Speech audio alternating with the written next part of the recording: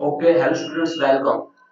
આજે આપણે ધોરણ 10 ગુજરાતી મીડિયમ માટે મોસ્ટ આઈએમપી એનું રિવિઝન કરીએ છીએ. જે તમારી આવનારી બોર્ડની એક્ઝામ છે મે મહિનામાં, પ્લસ તમે જે એક્સ્ટ્રા પેપરો લખો છો એમાં સૌથી મોસ્ટ આઈએમપી ટોપિક ફંક્શન્સના કયા હોઈ શકે, એમાં પછી મેચ ધ ફંક્શન હોય, કમ્પ્લીટ ધ સેન્ટેન્સ હોય, એ દરેક પ્રકારના ક્વેશ્ચન્સનું અહીંયા આપણે થોડું ફાસ્ટ રિવિઝન કરીશું. બરાબર. આ તમારો ફંક્શન છે, તમે જોઈ શકો છો. તમારું એક્ઝામમાં એક ક્વેશ્ચન આવો આવે છે, ઉપર સૂચના લખી છે સેક્શન સી ની અંદર કે match the language function with the sentence. Okay, સૌથી પહેલા તો અહીંયા તો આન્સર તો લખેલા જ છે, પણ આન્સર તો હોય છે પણ આપણને ખબર પણ હોવી જોઈએ કેમ એ આન્સર છે. બરાબર. સૌથી પહેલા આ ચારે ચાર જે ફંક્શન આ બાજુ લખેલા છે એ આપણે જોઈએ. પહેલું જે ફંક્શન લખેલું છે describing frequency of action. Frequency એટલે સમયગાળો. પછી જે બીજું ફંક્શન લખેલું છે ડિસ્ક્રાઇબિંગ અ પર્સન, એ તમને ખબર જ છે કે વ્યક્તિનું વર્ણન. ત્રીજું જે ફંક્શન લખેલું છે એ લખ્યું છે ડિસ્ક્રાઇબિંગ ઇમોશન. ઇમોશન એટલે લાગણીનું વર્ણન કરવું. અને ચોથું જે ફંક્શન લખેલું છે ડિસ્ક્રાઇબિંગ એક્શન, કાર્યનું વર્ણન કરવું. બરાબર. હવે આ ફંક્શનને તમારે મેચ કરવાના છે. એ સાઈડ હોય તો બી સાઈડ. પહેલું લખેલું છે what a wonderful creation mother is. Mother કેટલું અદ્ભુત સર્જન છે માતાનું. બરાબર. તો એની અંદર ઓપ્શન આવશે સી, ડિસ્ક્રાઇબિંગ ઇમોશન, લાગણીનું વર્ણન છે. એની જગ્યાએ ક્યારેક ઘણી વખત ડિસ્ક્રાઇબિંગ સરપ્રાઇઝ એવું પણ હોઈ શકે, તો પણ જવાબ સાચો છે. કેમ? કારણ કે અહીંયા આ ઉદ્ગાર ચિહ્ન છે, એટલા માટે એ જવાબ પણ સાચો છે અને આ પણ સાચો છે. ઉદ્ગાર ચિહ્ન છે માટે એ ડિસ્ક્રાઇબિંગ ઇમોશન પણ આવી શકે, ડિસ્ક્રાઇબિંગ સરપ્રાઇઝ એમાં પણ આવી શકે, ડિસ્ક્રાઇબિંગ વન્ડર એમાં પણ આવી શકે. આપણે લેસન ભણી ગયા છીએ કે તમને ખ્યાલ છે. પછી બીજું લખ્યું છે the prizes are distributed by the chief guest. જે ઇનામો હતા ચીફ ગેસ્ટ દ્વારા વહેંચવામાં આવે. બરાબર. તો એની અંદર આવશે કાર્ય. એની અંદર ફ્રીક્વન્સી કઈ છે નહીં, ઇમોશન નથી, પર્સન પણ નથી, તો આ describing action. I never go to school late. હું ક્યારેય સ્કૂલે લેટ જતો નથી. તો આની અંદર ફ્રીક્વન્સી શું દર્શાવે છે? આ જે ફ્રીક્વન્સી આપેલું છે એ શું દર્શાવે છે? ફ્રીક્વન્સી દર્શાવે છે આ જે નેવર લખ્યું ને, ક્યારેય નહીં, એ સમયગાળો દર્શાવે છે. એટલા માટે આ ઓપ્શન આવશે કે describing frequency of action. Never, always, sometimes, આ બધા જે શબ્દો છે એ ફ્રીક્વન્સી દર્શાવે છે. ઓકે, નેક્સ્ટ જોઈએ આપણે. Our tourist guide said that Shah Jahan built the Taj Mahal in the memory of his beloved Mumtaz. Gujarati તમને સમજ પડે છે, એનું ટ્રાન્સલેશન બહુ ઈઝી છે. It took 22 years for Dashrath Manzi to carve a road through the rocks in Gailur by us. પાઠ તમે ભણેલા છો. Best of luck. ઓકે, અહીંયા જે ક્વેશ્ચન માર્ક લખેલું છે એ ખોટું લખેલું છે, ક્વેશ્ચન માર્ક આવે નહીં. હવે આ બાજુ જે લખેલા છે એ આપણે વાંચી લઈએ તો તમને ખ્યાલ આવશે કયા કયા છે ઓપ્શન એના માટે.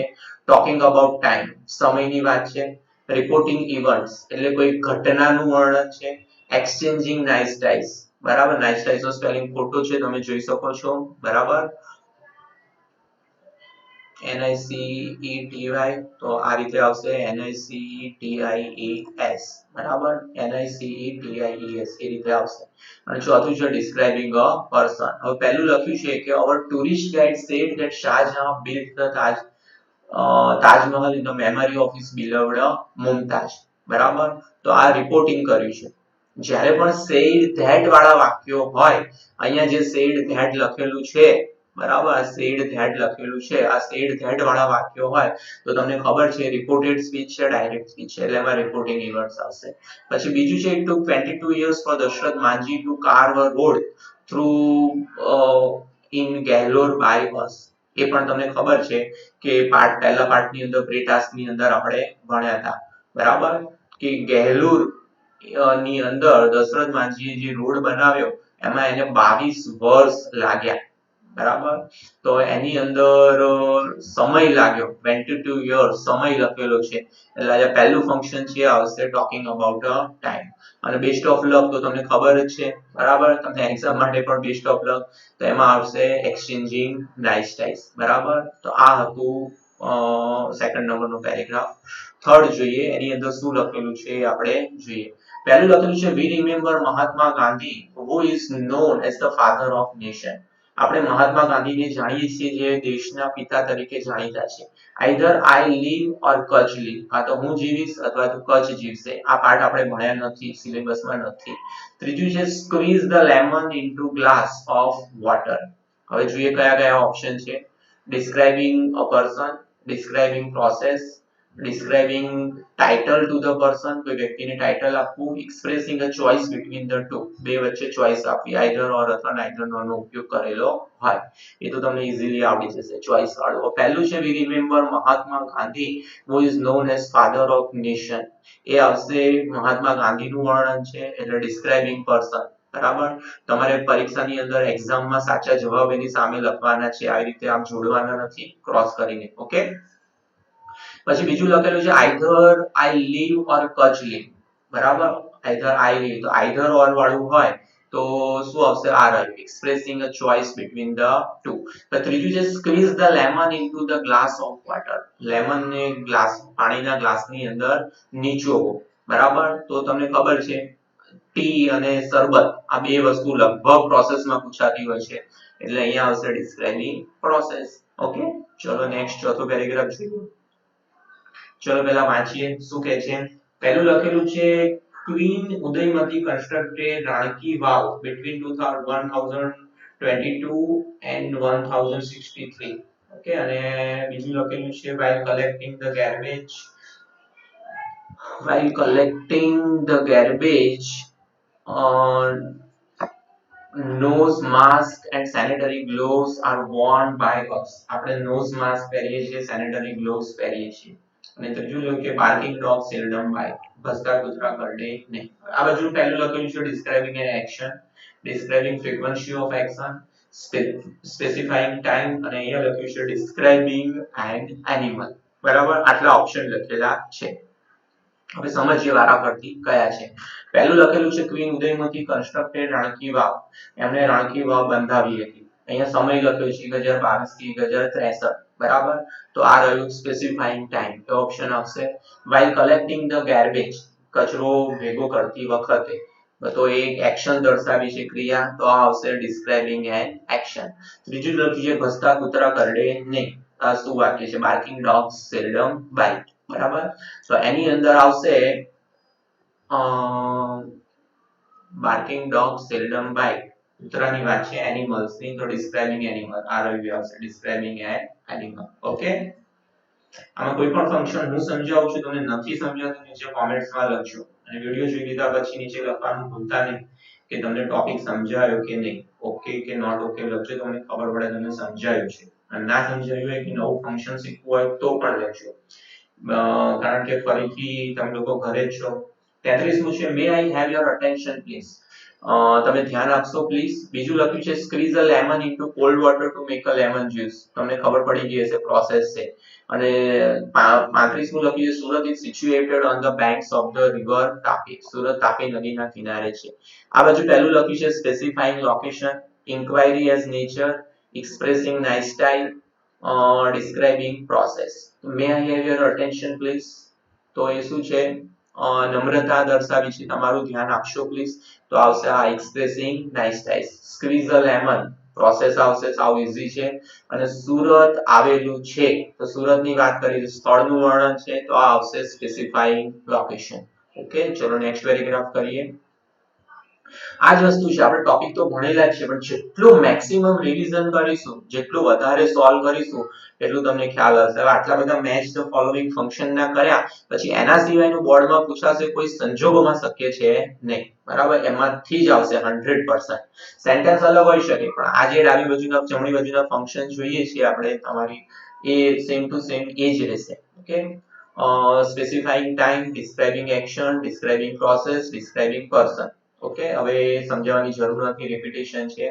મારા પિતાજી સામાન્ય રીતે સવારમાં ચા પીવે છે, તો ડિસ્ક્રાઇબિંગ એક્શન છે. The boy who is running on the road is my friend Ravi.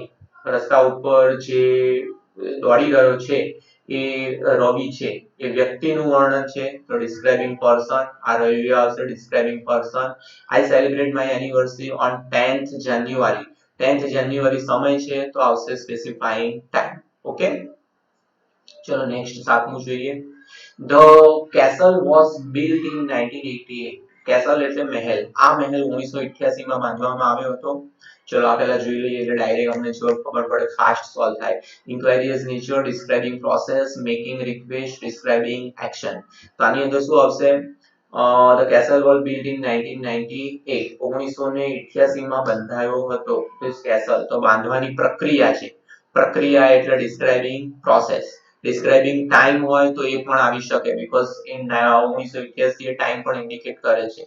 Would you help me with my class work? મારા ક્લાસ વર્કમાં પ્લીઝ મને હેલ્પ કરશો. કોઈને મદદ માટે પૂછ્યું છે, રિક્વેસ્ટ કરી છે એટલે આવશે મેકિંગ રિક્વેસ્ટ.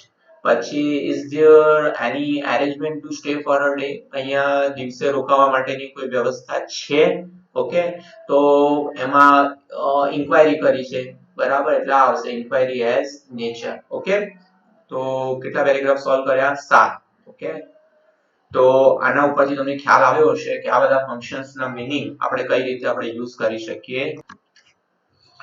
ઓકે, 8મો પેરેગ્રાફ કરીએ. એની અંદર સૌથી પહેલા ડાબી જમણી બાજુ જે ફંક્શન લખેલા છે એ આપણે જોઈ લઈએ. શું લખેલું છે? એક્સપ્રેસિંગ નેસેસિટી, જરૂરિયાત વ્યક્ત કરવી. મેકિંગ અ રિક્વેસ્ટ એટલે પ્લીઝ વાળું વાક્ય હોય. Expressing frequency and manner. Okay, frequency એટલે સમય બતાવો અને મેનર એટલે રીત બતાવી, અને પછી લખ્યું છે એક્સપ્રેસિંગ ઇમોશન, લાગણી બતાવી. હવે આ બાજુના જોઈએ શું લખેલું છે. Will you guide me the way to the bus station? તો તમે બસ સ્ટેશન જવા માટેનો મને રસ્તો બતાવશો? વિનંતી કરી છે એટલે આવશે making a request. We sometimes play kabaddi. અમે કેટલીક વાર કબડ્ડી રમીએ છીએ. તેની અંદર આવશે C, expressing frequency and manner. કેમ?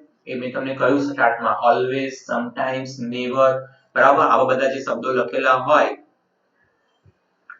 એ ફ્રીક્વન્સી બતાવે છે. એક જ મિનિટ.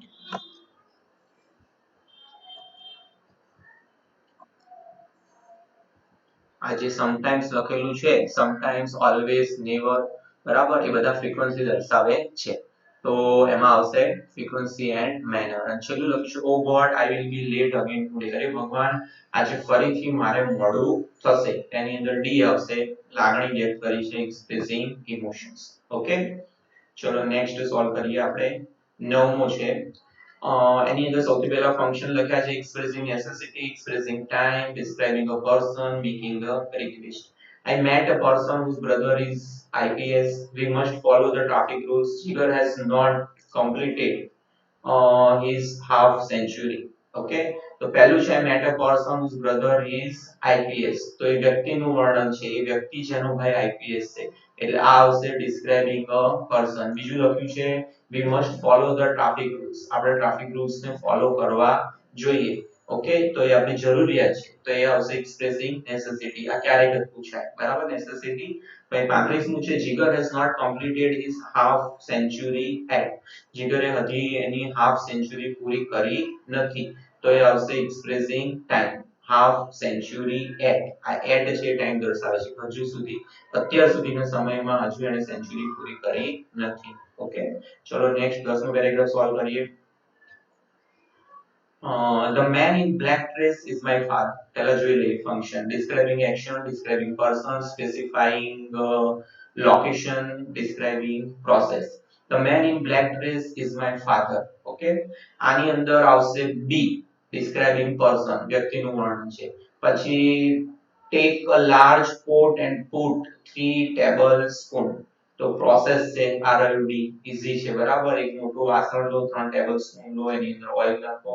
અને Raje studies in college in Mumbai. તો મુંબઈની વાત છે એટલે સ્થળની વાત છે, સ્થળ છે એટલે આ આવશે સ્પેસિફાઈંગ લોકેશન. ઓકે, ચલો નેક્સ્ટ જોઈએ 11મું. power the milk in the glass and add some water. ગ્લાસની અંદર થોડું દૂધ નાખો અને પછી થોડી ખાંડ ઉમેરો. તો એની અંદર આવશે describing process. Mohan often comes late. Mohan ઘણી બધી વાર મોડો આવે છે. તેની અંદર આવશે describing person. Congratulations, you have won the prize. એની અંદર આવશે A, exchanging pleasantries. pleasantries મેં તમને કીધું હતું કોનું સિમિલર છે. ઓકે, પ્લેઝન્ટ્રીઝ છે એ નાઇસ ટાઇઝ નું સિમિલર છે, અથવા તો એકલું નાઇસ ટાઇઝ લખેલું હોય તો પણ ચાલે. અરે ઓકે, ઓકે નાઇસ ટાઇસ નું સિમિલર છે. ઓકે ચલો 12મો પેરેગ્રાફ જોઈએ. આ તમારા ફાયદા માટે છે. જેટલા વધારે પેરેગ્રાફ સોલ્વ કરશો વસ્તુ ગોખવાથી યાદ નથી રહેતી પણ પ્રેક્ટિસ થી યાદ રહેશે બેટા. ઓકે એક્સપ્રેસિંગ નાઇસ ટાઇસ, પછી specifying location, describing action, person. Swara is my sister plays table tennis. Swara જે મારી બહેન છે જે ટેબલ ટેનિસ રમે છે. તો આવશે describing person. The notice was declared last night. ગઈ રાત્રે નોટિસ ડિક્લેર કરવામાં આવી. આ એક એક્શન થઈ કાર્ય. તો આવશે describing action. Hurrah, we have won the match. અમે મેચ જીતી ગયા છીએ. તો અહીંયા આવશે expressing nice ties. Okay fine. Okay very good. Next 13મું છે Sagar learn faster than Suraj. Sagar Suraj કરતા વધારે ફાસ્ટ લર્ન કરે છે. તો આવશે બી. કેમ? કારણ કે ધેન છે. ઓકે ડિગ્રી માટે કયા કયા શબ્દો તમને ખબર છે? એક એઝ, પછી ધેન, પછી ધ પ્લસ ઈએસટી વાળું રૂપ, આ બધા હોય તો ડિગ્રી, તો કમ્પેરિઝન લખવાનું છે. ઓકે અભી bought new car last week. અભી ગયા અઠવાડિયે નવી કાર ખરીદી. તો એમાં આવશે એ ડિસ્ક્રાઇબિંગ પાસ્ટ.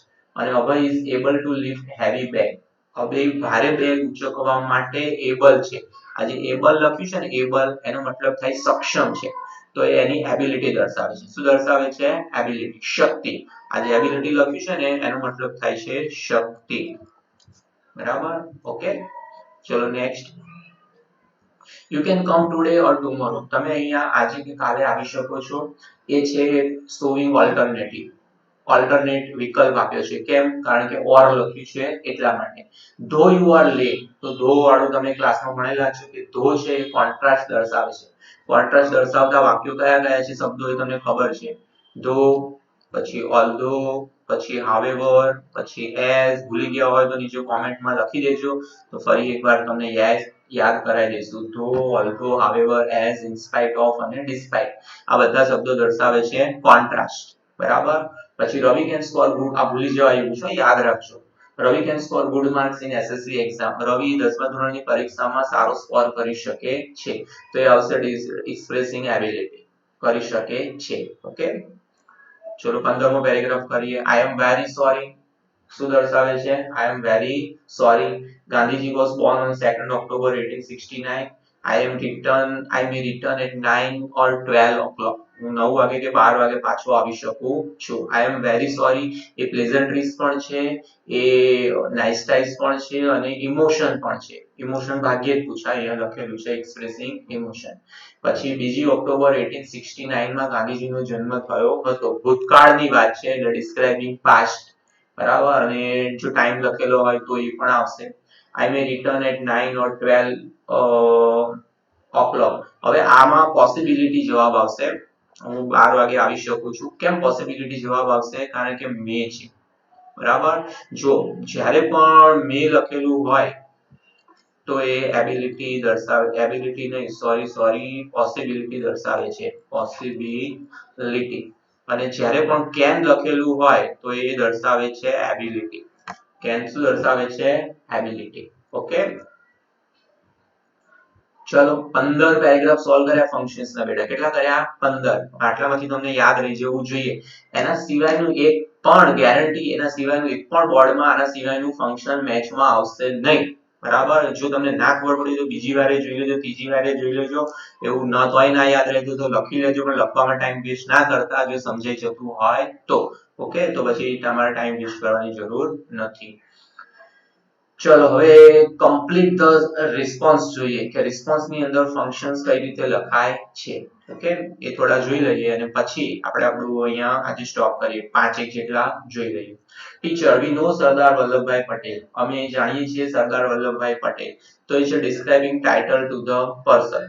ઓકે તો કયું આવશે બોલો? વી નો Sardar Vallabhbhai Patel which is known as the Iron Man of India. We know Sardar Vallabhbhai Patel who is known as the Iron Man of India. We know Sardar Vallabhbhai Patel was known as the Iron Man of India.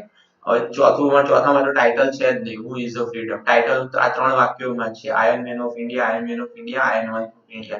પણ સાચું તમારે શોધવાનું છે. This is the real test of your grammar. આનાથી ખબર પડશે ત્રણેયમાં title છે પણ જેને ગ્રામર સાચું આવડતું હશે એનું પરફેક્ટલી સાચું પડશે. હવે જો હું તમને સમજાવું બધાની અંદર શું શું ભૂલ છે એટલે તમને ખબર પડશે.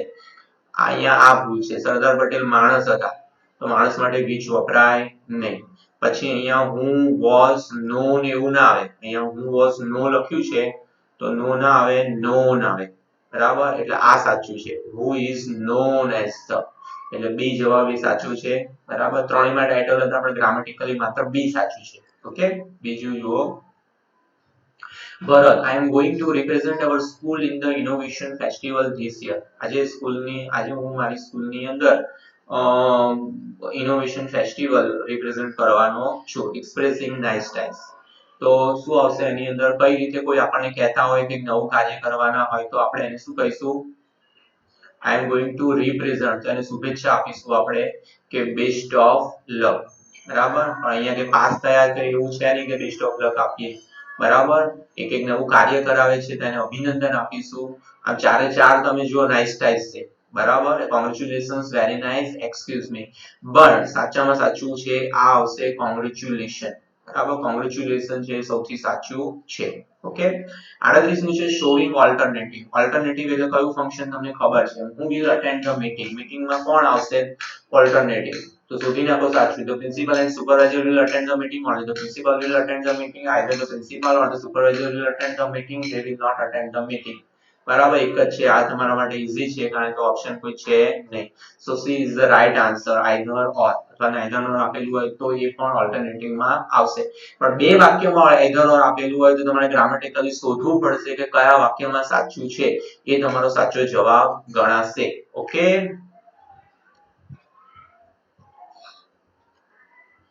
ચલો. ઓકે, બસ તો આટલું આપણે આજે કહીએ.